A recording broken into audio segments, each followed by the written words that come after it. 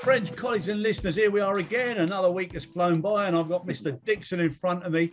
Happy days, Stephen. Nice to see you, son. Where are you at this moment in time? Well, I can still say good morning, Chris, from where I am. I'm in California, as it happens this week. So, yeah, sun is shining, 28 degrees outside. Super Bowl is here tomorrow. That's not why I'm here, although I might make the most of it. But yeah, busy week here, and things are looking very normal in the US, I must say.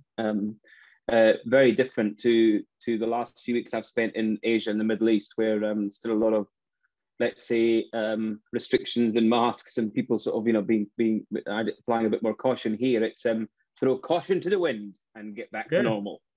As you know, Chris, that suits me 110%. I know, mate. I know. What do you reckon? Are you into the Super Bowl? I'm not into the Super Bowl, but because I'm here, I'm going to find myself getting into it tomorrow. So I'll find a watering hole. I've got a couple of mates that live here, so we'll find a suitable drinking establishment. Although that's not really the done thing, No.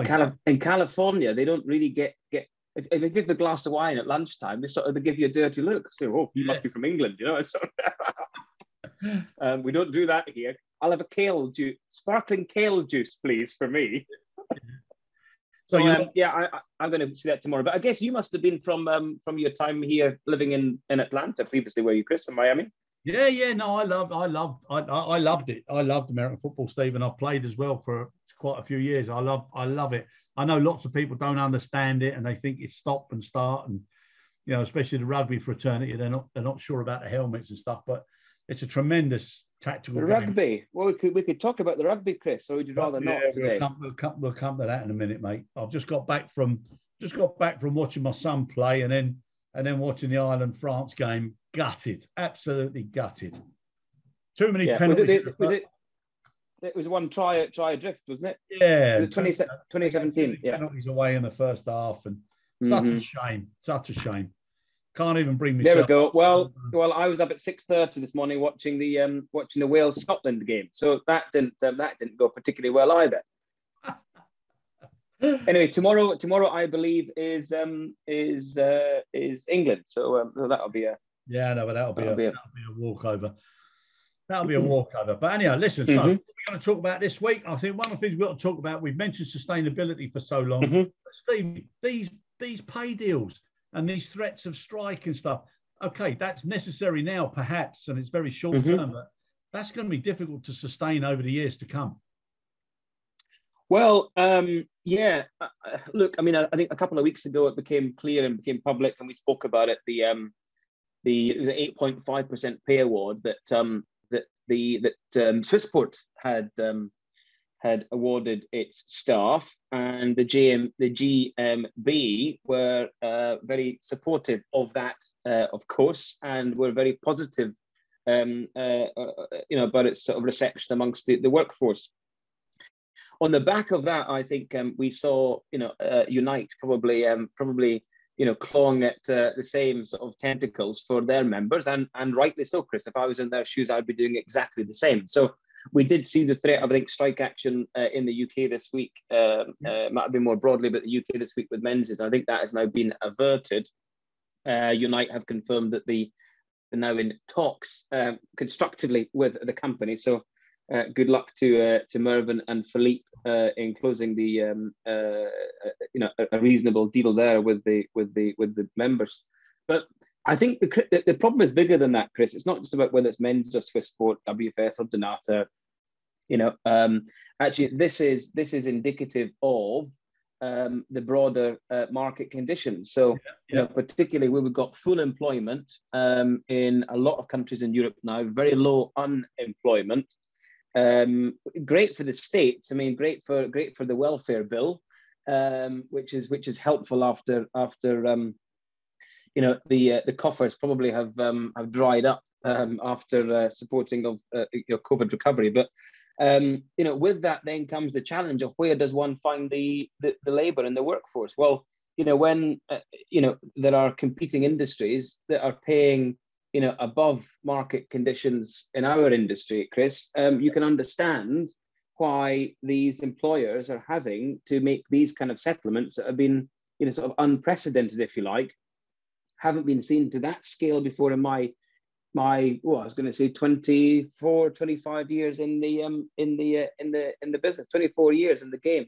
Yeah. And I have never seen a pay award, reaching 9% for ground handling workers. So is this indicative of things to come? What does this mean more broadly? I think it means that that the consumer ultimately will be paying more for their service, whether that's for their airfare, or it's for their cargo, or it's for the shipment, or it's for their, it's for their e-commerce product and all this kind of stuff.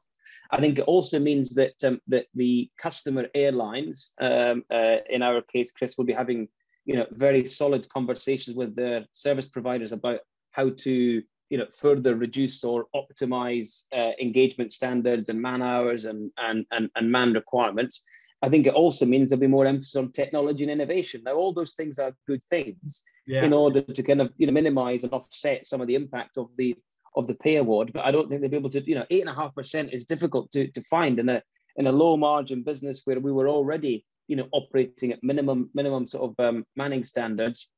Really tough to come across in any short period of time, Chris. So we must also caution, of course, the impact of or the balance that's necessary between safety compliance at standards and manpower. So we need to make sure we've got the right experience levels, that we pay for experience, that we bring people on that kind of journey with us, if you like, in terms of rewarding experience, rewarding good performance, and rewarding people for length of tenure, because they're the ones now that are going to have to bring the younger lads and ladies on this sort of journey, if you like, through the experience curve, because we've lost a lot of experience that we'll never see to the likes again.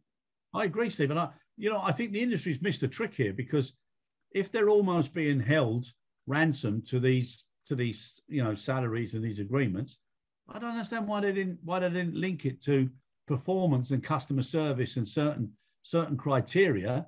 And if that was achieved, maybe even go above those levels. But they missed a trick by not linking it to some sort of performance or quality of service. Well, I'm not sure. I mean, look, I don't know the detail, but I'd like to think that there are people astute enough in both of those organisations that we spoke to, Chris, in Swissport and in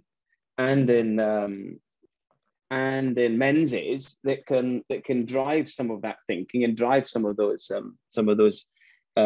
conditions, if you like, conditions of award, in the same way that I remember big employers like the NHS did with the GP awards over the years, because we always complain we can't get a bloody GP after.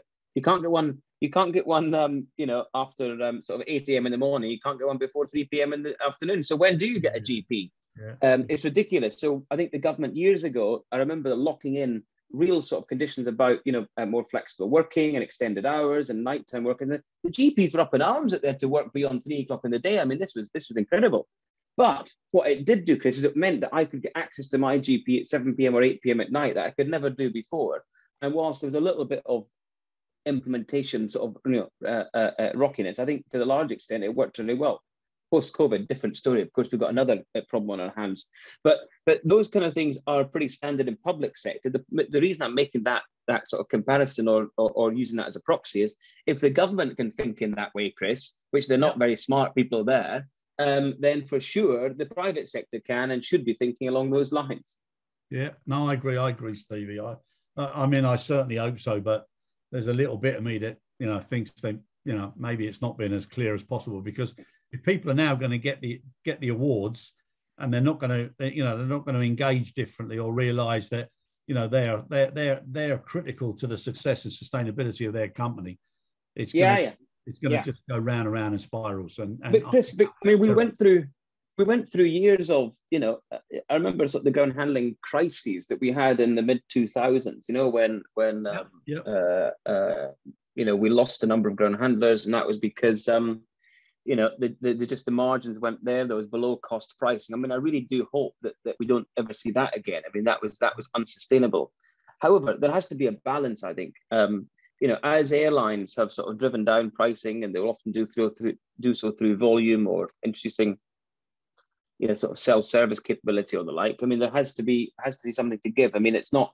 I do sympathise with the employees in some sense that they've been always the ones who have picked up the responsibility, or they've carried the can, if you like, for their company's inefficiencies, Chris.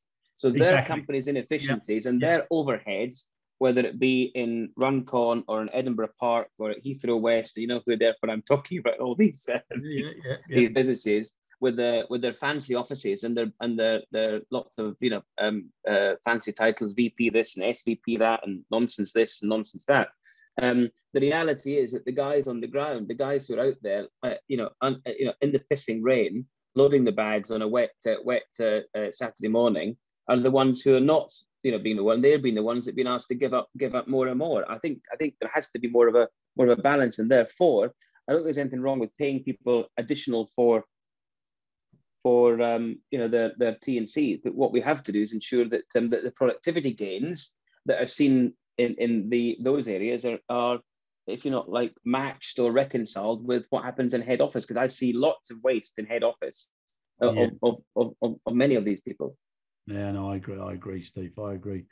And then, like, obviously, all the people we know in Menzies, I mean, they must be sitting back with smiles on their faces now after the various offers that have come in and the increase in their share price. I mean, it's phenomenal. That's good for me. I'm a Menzies shareholder, Chris. I'm just trying to think of a word that I can use there. You scallywag, you. I am. Well, when I was doing some work for Menzies, I thought I'd put my money where my mouth is, Chris, and put some trust in the business. And I think that's also really important to do when you not necessarily if it's just short-term work. I don't invest in every client. Let me be very clear. I was going to say that's a trusting man. If you're doing some longer-term work in this more strategic level, I think it does sort of show a level of commitment. Oh, fair play. Well, you've definitely seen a return there. What, 40-50%? Well, I'm just looking at my Bloomberg watch list. I'm just loading it up now. Just I won't be gratuitous and reveal anything. But I'm curious as to what the detail is. It must be 40 or 50% since Tuesday, Steve. Well, look. Overall, I'm down, Chris. Overall, I'm down. I have to say that I'm down overall 8%. Overall, I'm down 8%. Mate. It's good strategy. Always have a poor mouth. However, it did recover somewhat. Yes. Yeah, let's say that. Yeah. That's that's it. Downplay that one, mate. That's brilliant. But NAS, it also shows, that there's different appreciation of different markets from different sources. So that's not necessarily a bad thing either. So that's good. Now, up 700 quid in one day. That's all right for a day's work. It's not bad, mate. Not bad. Now, then the other thing, and there was been Chris, just on that. I think it's quite interesting. NAS sort of comes out of the. I mean, a lot of our listeners may know NAS, but I suspect that there are many that sort of don't. And NAS have generally sat under the radar. They've done some really sort of interesting things. Obviously, a Kuwait location, but they've done a number of joint ventures, Chris, across East Africa, for example. They've done a joint venture in India with Chelabi, for example. So NAS have been a bit more progressive, but I suspect it's more indicative of where the money is, where is the liquidity, as the Western world, cash becomes slightly more challenging. Interest rates are rising in markets like Kuwait, where they have alternative, let's say alternative industries and other ways of financing. I think that's it. We might see some more of this coming out of places like the Middle East or out of North Asia. Yeah, definitely. Where we can see these things. So I think that's quite interesting. But does this mean? Should I put my teeth back in and start that again? Does this mean that there's more consolidation in the wings? I suspect it probably does. Oh yeah. No, I think this next 18 months or 2 years, there's going to be an awful lot of coming together. Yeah.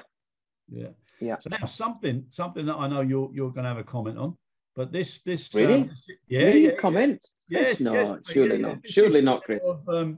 Of the French and German pressure, being on IAG to spin off British Airways. Well, when France and Germany decide to follow the state aid rules themselves, yes, they may well want to have a comment. There you go, son. They may well want to have a comment. When Germany chooses to adopt, we're just waiting for that. When Germany chooses to adopt and implement the European Union Ground Handling Directive of, I think, was it 2004 or 97? It was 2004, I think. They may have a comment. When Germany chooses to not provide preferential slots to its home carrier Lufthansa, they may have a comment. Until that point, I suggest that the Germans and their French brethren keep their mouths shut. Nice. There is a point there, though, Chris, just slightly more genuinely, which is IAG will have planned and prepared for this. Yeah, of course. You know, the likes of Steve Gunning previously, and Luis, Lynn, and all of the team there will have been working this through the system in terms of what it means for, you know, what Brexit means for IAG and its stable of airlines. As an example, let me just look at IAG specifically in the last couple of weeks. They now have a Spanish boss, have had since Willie retired last year, Luis Gallego. Luis is an engineer and no fool. And the way that they have moved around, sort of recovering some of their capacity in the short haul market, at Gatwick, for example, Chris, is by swallowing up some of the BA short haul slots that were there before, using those for Vueling operations, putting Iberia Express, the low-cost labour model for Iberia mainline, so Iberia Express also into Gatwick. Now that then creates sort of this competitive environment of, you know, Iberia Express, you know, slightly higher cost base than EasyJet. I suspect Vueling probably with a lower cost base than EasyJet. EasyJet are very lazy these days on when it comes to cost and their CASK. I mean, just terrible to see the way it's gone since the advent of everything customer experience related. Lots of investment, not much return, I'd suspect. But that's why Ryanair and Wizz Air stole the thunder, most probably. Anyway, I'm not trying to be insulting to EasyJet. I love EasyJet, and I work different. I wouldn't be doing what I'm doing now without EasyJet. But this is going to be really a lot of pressure now on EasyJet, Chris, at Gatwick with Vueling and Iberia Express there. Then, of course, we've got the what was the EOG days. You might remember, Chris, European Operations Gatwick. BA EOG. Some of our listeners, the older listeners, will remember EOG, but now sort of being reincarnated as British Airways Light. Some are referring to as, others are referring to as BA Euroflyer. Sort of coined after the BA City Flyer business at City, but which will have, you know, no sort of relationship to mainline whatsoever. And the intelligence that I've got suggests that it's a lot of the Vueling people and Iberia Express people who are doing the establishment and setup of that new business for British Airways at Gatwick. I think the instruction from Luis was, let's keep BA mainline as far away from this as possible. You can have the brand on the tail and you can have our uniform, but that's it. And so a very sort of different approach using the Spanish model. Why am I telling you all of that? Well, I think if there is an impact to British Airways within IAG, and we are still allowing, the UK is still allowing these Spanish airlines, essentially Spanish AOCs, majority European national or European shareholder owned, to operate out of Gatwick. There's a very strong argument for British Airways remaining in the IAG stable, I would suggest, because the UK has sort of turned a blind eye almost to some of those, by virtue of that. So I think there's a lot, there's more to come out of this. That's just my hypothesis, Chris. It's not through any insider information, but I do think there's more to be held on this for sure. Yeah, I agree with you. And just as a tail end note there for Gatwick, it's lovely to see that you know, the South Terminal is going to open up again now. You know, after about 18, 19 months or whatever, and you know, school holidays this next week. And please God, so many people are going to get away and enjoy holidays and experiences that help children's growth and families coming together. And you know, hopefully, I always thought it was odd that they mothballed South versus North, Chris, because the rail link goes straight into South. Yeah, yeah. So as somebody who lives south of the river, but only just on the river, my preferred London airport is Gatwick.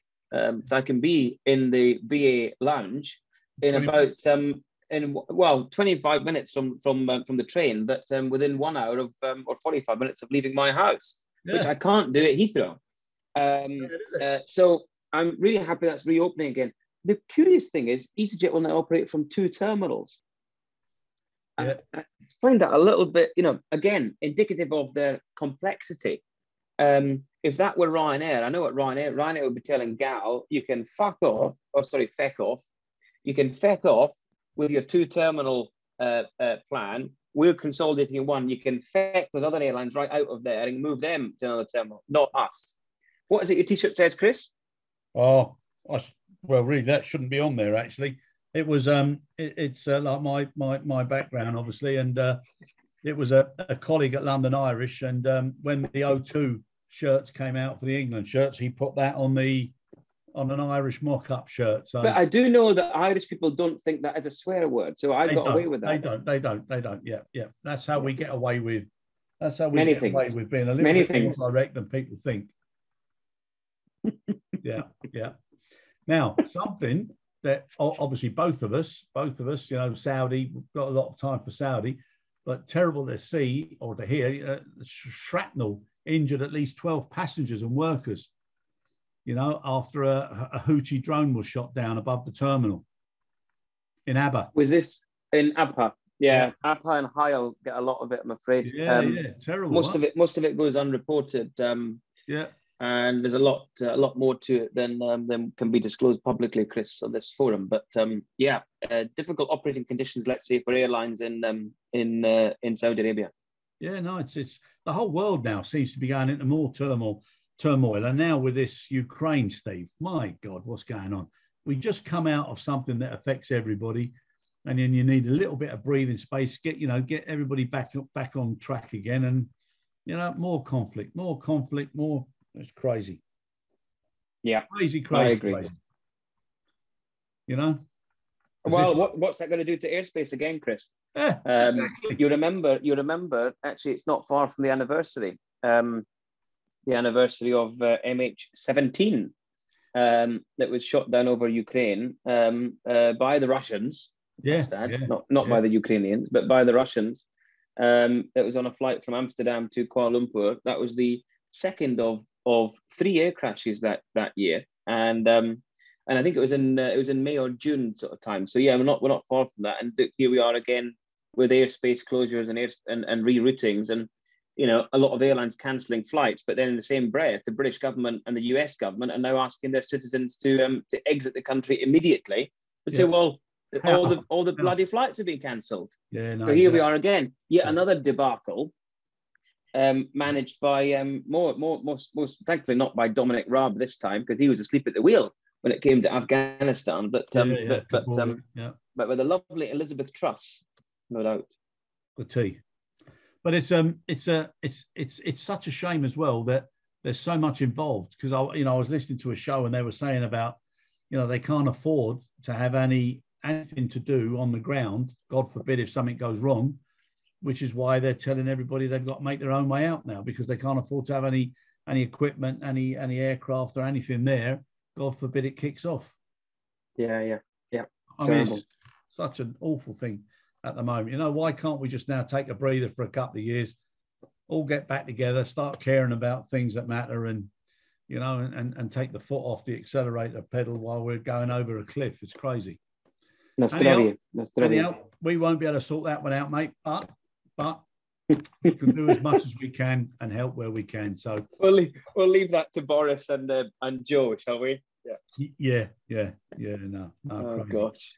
But listen, next week's show, Steve, I think we should. There's so many things going on now with trying to get people back into our industry, trying to attract them from other close industries.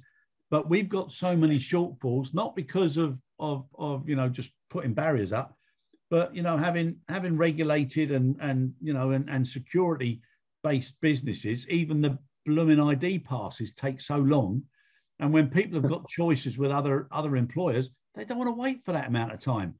You know, they say they've got a job they can't earn for what, 5, 6, 8, 10 weeks sometimes. Yeah, it's utterly ridiculous. One of my team right now, lovely lady that you know, is doing some client work at Heathrow that requires a HAL pass, and anybody that's applied for a HAL or anybody that's worked with the HAL ID Centre Dragons. Well, I'm sure they're none of them listen to the show, so I'm not delaying your pass, Nikki. Don't worry, it won't have any impact whatsoever. And they delay it anyway, regardless. But trying to get an airside pass is extremely difficult, Chris. You're absolutely right. The referencing process needs to be really streamlined and improved. Yeah. But I think we shall be together next Friday with a boca and a plate of sardines. I know you love bone-in sardines, Kristen, on the grill, lots of olive oil and the like. But I think we should be together in Lisbon, shall we not, next Friday? Is that the plan? There's a possibility, Steve, but the prices are so ridiculous to get in and out in 2 days. I'm not sure. Well, I saw great flights with one of our client airlines, TAP Air Portugal, Chris. Yeah, very reasonable. I looked at them, Steve. Yeah, they're reasonable the week after. They're fantastic, but okay. But I might, I might have to put it off to the week after. But I shall try my best. So we need to have a close session. But listen, mate, enjoy the week, Steve. Enjoy being over there. Good luck. I'm not sure who you're supporting, but I'm always a friend of the underdog. So I hope Cincinnati do well tonight, tomorrow night. I've got to support LA because I'm here, right? So you have to, mate. Local team. You have to. Yeah. Yeah, local team, and I know nothing about it. So I watched the Super Bowl a couple of years ago. I was absolutely bamboozled. Growing up in Edinburgh in a rugby school and watching rugby was, is sort of the proxy that I would use, but it's absolutely nothing like rugby at all. So something, Edinburgh had great teams, Steve. They had the Dragons, American football team, and I can remember I played with.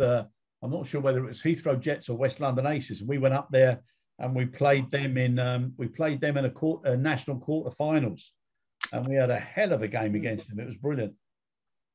Good old days, long time. Good old days, indeed. Look forward to seeing you, Chris. Take care. Have a great week. Take care, son. All the best as always. Nice to see you again. Cheerio. Cheers. Bye bye.